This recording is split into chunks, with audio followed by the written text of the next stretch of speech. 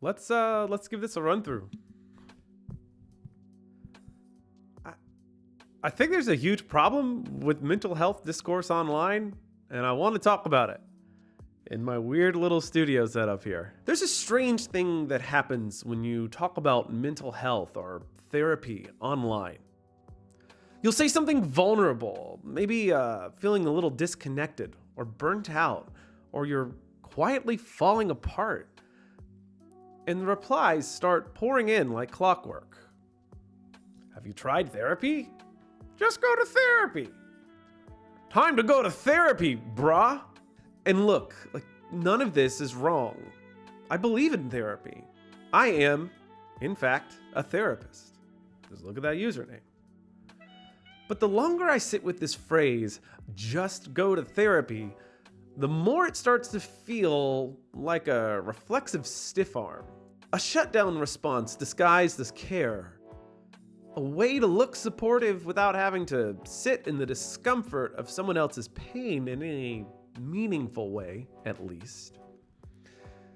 And it reminds me, strangely, of the game A Night in the Woods. See, Night in the Woods is a game about what happens when there is no therapist. Or maybe, more accurately, it's about what happens when our current models of therapy wouldn't even scratch the surface of what's wrong. It's a game full of people who are tired and scared, who are grieving things they can't even name, but who keep showing up anyways. Who keep trying to talk or joke or hang out in a parking lot despite all of this. There's no neat resolution. No, I've been working on myself. No big transformation, really. Just a town full of people carrying their damage out in the open every day. To me, it's viscerally honest. And I love that. And I think that's something that's missing in our discourse. May Bukowski, the protagonist of the game, drops out of college for reasons she won't really explain.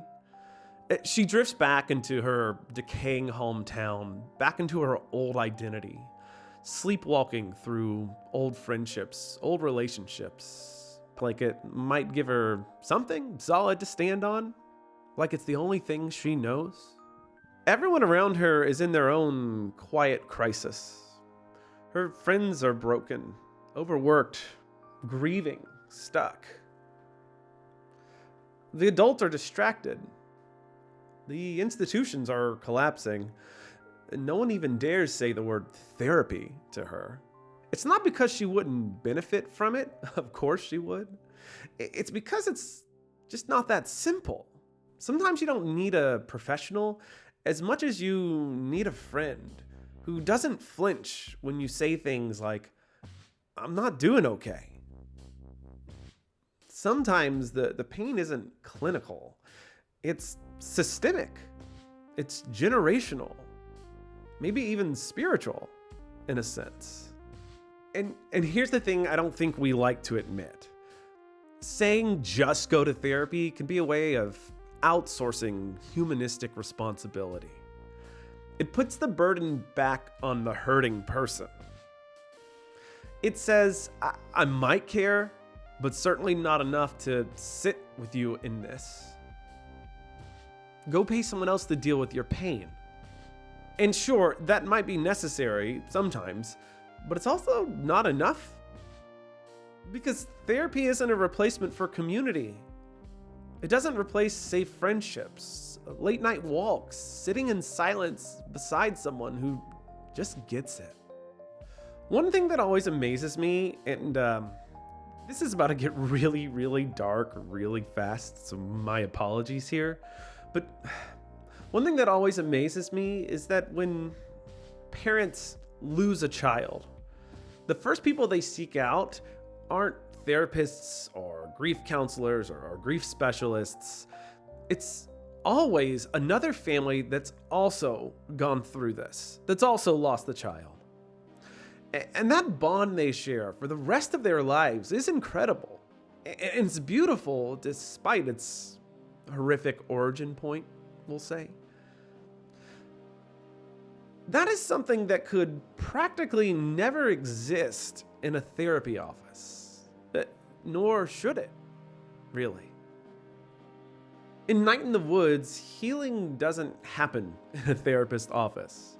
It happens in stolen moments, on rooftops, in grocery store parking lots, playing bass badly in a basement. Basses are always played the baddest in basements. That's just a fact of life. Sorry about that. It's how people survive internally when a system around them has failed them substantially.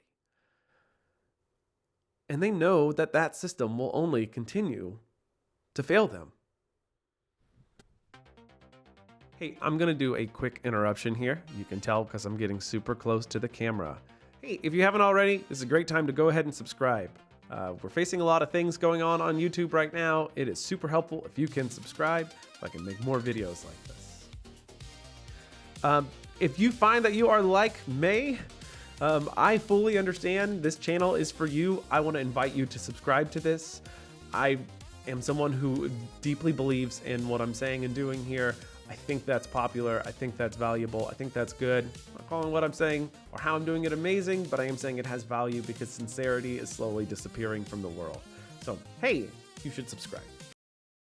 And I think that's what makes Night in the Woods so quietly powerful, is that it doesn't offer a solution. What solution could it offer? Instead, it offers a mirror. It asks, what do we owe each other? Or give to each other when no one's doing great. When the ground under our feet is rotting and no one's coming to fix it. Online, we talk a lot about normalizing therapy. What we talk about less is normalizing showing up for one another. Not fixing, not diagnosing, just being with people. Staying present through those awkward pauses, those unexpected, uncomfortable truths, the emotional mess of life. And I want to take a moment to talk about one of my favorite children's books, The Rabbit Listened.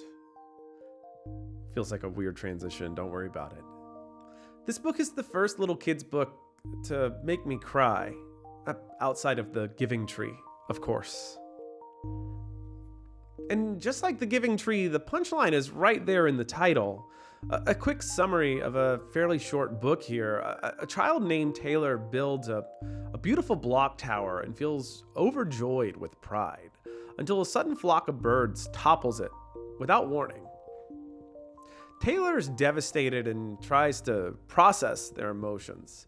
Various animals arrive, each offering different coping strategies. Chicken urges Taylor to talk it out. Bear encourages shouting out of anger.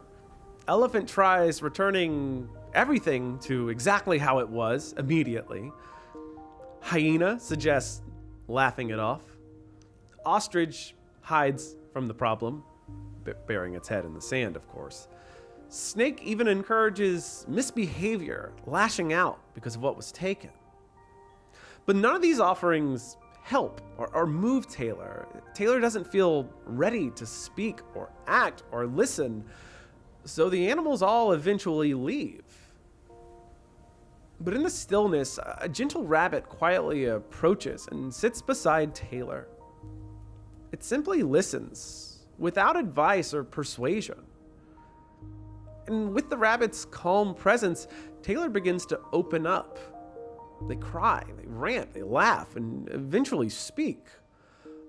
Only then do they ask the rabbit to stay. As Taylor processes their feelings, they gain energy and courage to rebuild. And by the end, they say, "It's going to be amazing." And it makes me cry. Every time. I always think this is so beautiful and challenging to all of us. It's so hard to listen and to listen well. Truly, it is. It's so difficult not to jump in there and fix things for others. I understand this really well due to my profession and I don't know, just how my wiring is, I guess. Right? During some of my summers during college, I became a part of this, let's call it a niche community that connected a lot of very poor and under-resourced people with rural people at that, with a lot of, let's say, generally privileged people.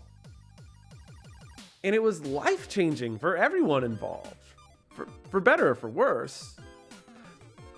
Life was lived and witnessed together in every sense of the word.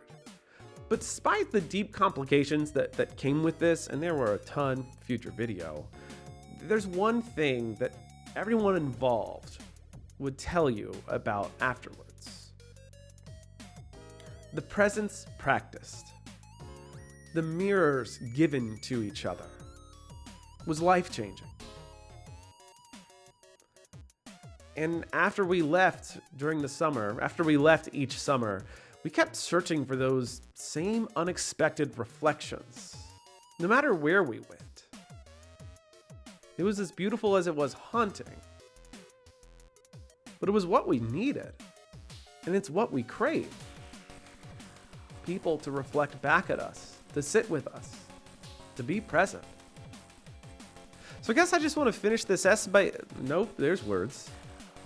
So I guess I just want to finish this essay by noting that if you really listen to Night in the Woods, there's no one there saying, just go to therapy.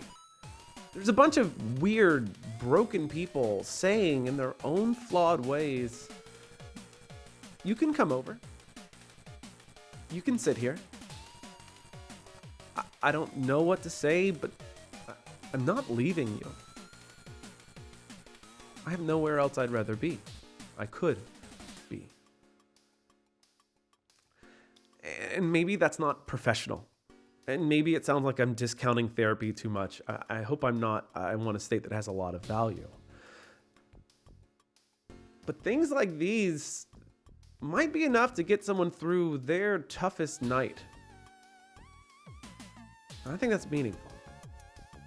And I think that's something that therapy can't do. And I think that's something that our therapy discourse is missing. So I hope to invite you into a space where you can do the same thing. You can invite in others. Just a little bit more. Knowing that you don't have to fix them. You just gotta be present. And you just gotta care. Thank you.